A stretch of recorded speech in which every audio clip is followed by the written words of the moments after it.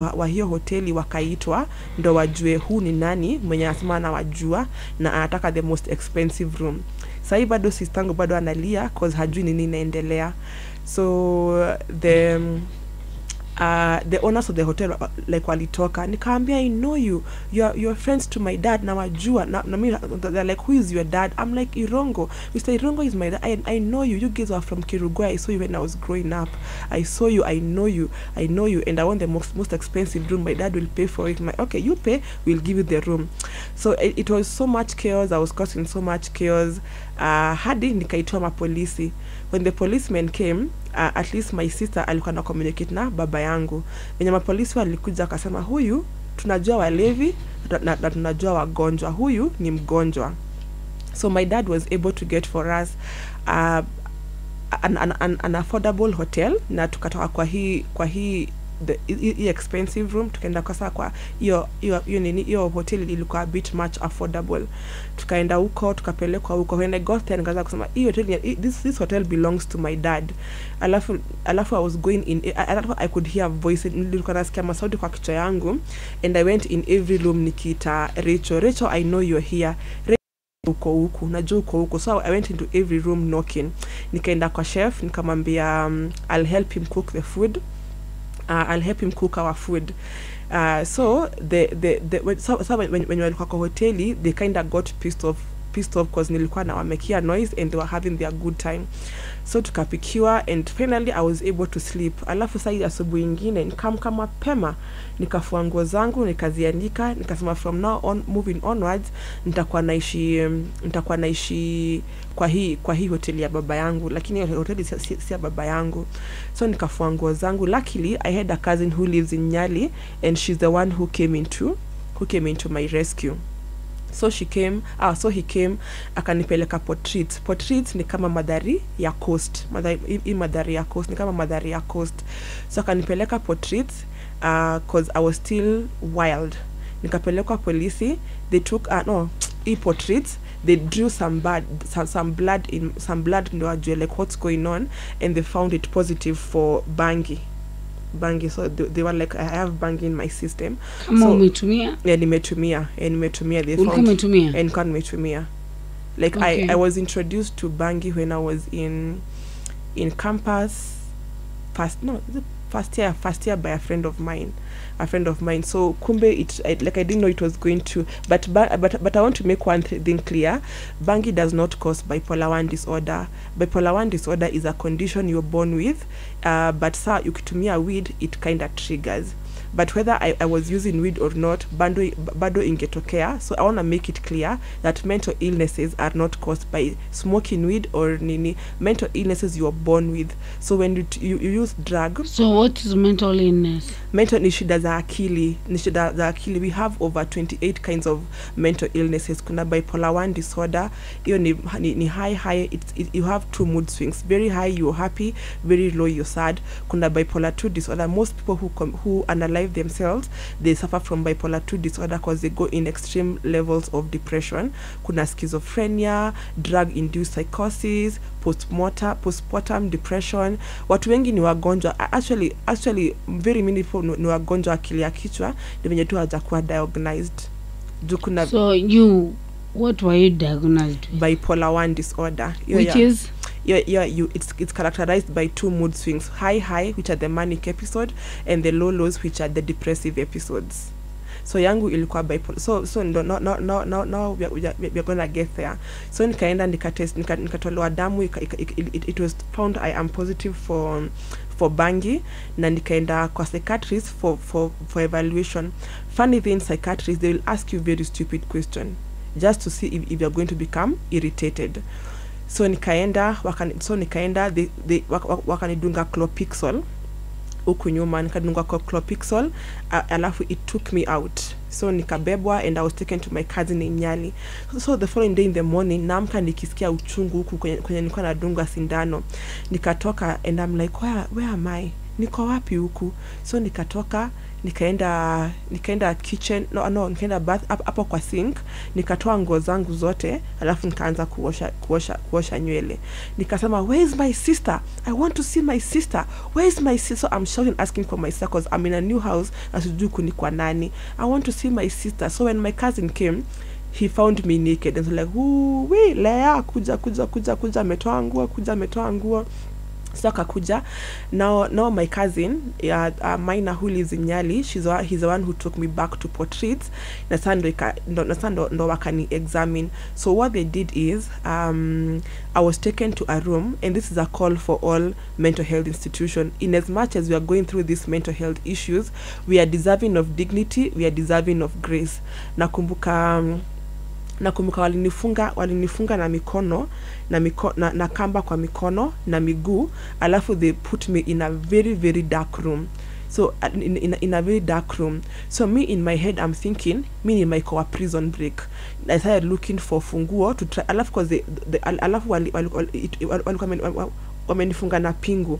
So me in my head I'm thinking, pengine mimi ni my call a prison break, and I stayed there approximately for 2 weeks. And my manic ilikuwa isha na sasa hiyo manic episode ilikuwa imeisha, but bado haikuwa imeisha kiasi. So I'm coming back, I'm trying to call my friends, no one is picking my calls, and I'm wondering kwani what's going on. So kumbe nilikuwa nishawaanika venye I was typing all those things on the on Instagram and on Facebook. Kumbe nilikuwa nishatoa siri zao. I'm trying to call my workplace. I can't say they were nice enough. Okay, they were nice enough to take me back, but they told me I cannot do sales. I'll just go in the office, na record data entry. And me I'm not an office person. I thrive more in sales. So ikaisha, mwezi moja ikaisha, they have not called me. So this time sa depression imeni hit. Juu marafiki wangu wote wamepotea, kila mtu nilikuwa nimetusi amepotea, and now I'm almost at the spur of almost losing my job. So eventually I went back to kuvuta bangi, because now what happens after you go for a manic episode, now what follows is the depressive episodes. So it's a depressive episode, like you feel unworthy, you don't want to come out of the house, you want to stay in a dark room, haukuli, hauogi. So depression sai kakuja. Normally I'm very lucky when it comes to getting jobs, because I was able to land another job at some Chinese company. I don't like how Chinese do their business, they're kind of toxic. So I left within 2 weeks. Nikafungua biashara yangu ya wines and spirits. Bado hii time navuta bangi, but now me and my partner hatuka tunasikizana. So me nikaonelea, let me just go to the corporate world. So nikaambia Mungu, God, I'll be praying every day, I'll stop smoking weed and I'll stop drinking alcohol. Please help me get another job. So lucky enough I was able to get a job at Username Investment Limited, a very good real estate company. I went there as a salesperson. I was working hard. I worked hard. Nikaget job ingine at Kirago and Mwangi, bado ilikuwa real estate, but a much more higher position. Then in 2020 ikianza, nikaanza ku have hizo visions tena. Nikaanza kuona Mr. Kirago ni rafiki baba yangu. I was writing emails exposing people in the company, but at least he haikuwa as wild as the first one. Alafu kitu siku najua ni hizi dawa za bipolar, as in you're supposed to be on medication for the rest of your life. For the rest of your life. So mimi ujue, after I was at Username, after I stayed there for around 4 months, I went back to smoking weed again. And alafu ujue, this time to me madawa. So I didn't know, like no one told us it like normally you have to get a relapse. So in 2020 I relapsed again. I was nikaandika emails, expose watu what do you call it, Instagram na Facebook all over again. So my parents knew I was not okay, and I was taken to Avenue. At least in Avenue, in as much as they're expensive, I was able to get quality treatment. Sando hiyo ilikuwa mwaka ya corona. I've lost my job again. Sasa nimeenda home Ushago. Sasa ilikuwa mwaka ya corona, nimeenda home Ushago. but I'm still paying for my rent with my savings in Nairobi. Kenda ushago. Lucky enough, nikapata job ingine with a company called APC. It was a toxic workplace, and I'm glad they fired us in a span of, I think after 3 months they fired all of us. Again, nika get job ingine at a company called Roachman. Nikasema now, let me go and start my own company. So nikafungua hii company ya miuza hizi manguo, hizi nguo za Ankara, hizi manguo za Ankara. So my sister alikuwa shamaliza shule by this time, so nikamwambia come tufungue biashara ya kuuza nguo, and cause nguo huwa hazimove vizuri sana, nikamwambia let's do this, we shall be cooking mandazis and chipo as we also sell these clothes, no at least we get cash flow ya kutu maintain kila siku. So we would wake up at around 3 a.m. with my sister, tunapika mandazi na nilikuwa na suppliers, nilikuwa na supply kwao. Then by what time, by 8 I was in the office, because I was also working in the office. Yeah, so tukaendelea hivyo vizuri. 2021 ilikuwa tu mwaka ya kujenga biashara yangu, hoping it would grow and what not. Alafu sasa nikaonelea let me go back to the corporate world, ndio we get capital to support our business. Hiyo ilikuwa saa hii mwaka ya 2022. Nikaenda, I got a job at a real estate company called Cretam. I was doing so well, but they weren't paying us. Anyway, I applied to another job. Nikapata job ingine at a company called Zinia. So I left Cretam for Zinia. Within a month, I got another job at a company called ER, but it failed. So nikaenda huko, I think cause the excitement, and I'm still smoking weed. So I'm like, I have a job. It was my first 6 figures job. Company yangu nilikuwa as in this my cloth line nilikuwa nashaipeleka shop zetu. So cause of also excitement can also cause can also trigger a maniac episode. So nikaenda ER. I was the head of brand and marketing. Life was amazing. Then I made a mistake and hired a girl called Nyandaga Shago, who came and slept with the boss and got me fired. May she never know peace. I hired her, she came, slept with the boss and got me fired. Then when I was still there, I got a maniac episode ingine. Sasa ilikuwa it was actually very big.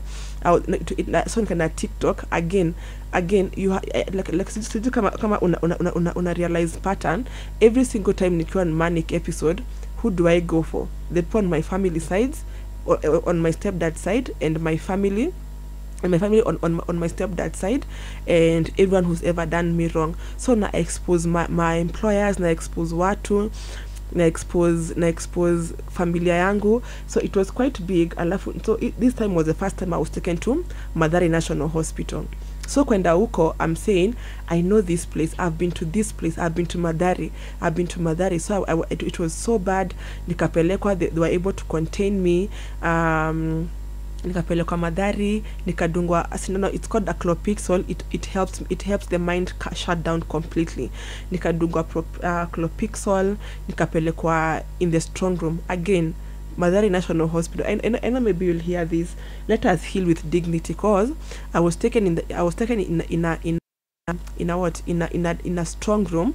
They tied my hands at the back and my legs, and they injected me clopixol. Again, it's a dark room. It has no electricity. It has no place you can go. You can use at the washroom. So you're pooping, you're peeing, and you're eating there. And that time they have tied your hands at the back and in front. So I stayed in the strong room for around 4 days. But they were giving me food 4 days. So that's 4 days of not showering, 4 days of pooping. Your poop is there, your pee is there, and in the same place you're eating. I believe even in as much as we have mental illnesses, we deserve dignity, and we deserve respect, and we deserve to heal with dignity. So tukaendelea hivyo, nikatoka huko. I stayed there for around 2 weeks. So going back to work, nikapata huyu Nyandaga Shago, who slept with the boss and got me fired. Alikuwa asha take over my position, and again I was fired. So as I told you, maniac what follows? Depression. So I got depressed again. I went home. I was having unaliving thoughts. Nikajaribu kukunya red cat, that, and I tried unaliving myself almost like 10 times. Lucky enough, I got a job again in a company called Iko Ngara. It's at ABMC. It was at having a manicure. So nikasema, so what I'll do is this year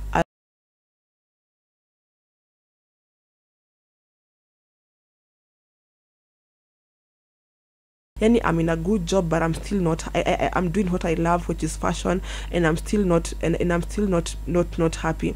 So kuna dawa, like it's called Cosmos. It usually help you. It kind of gives you a high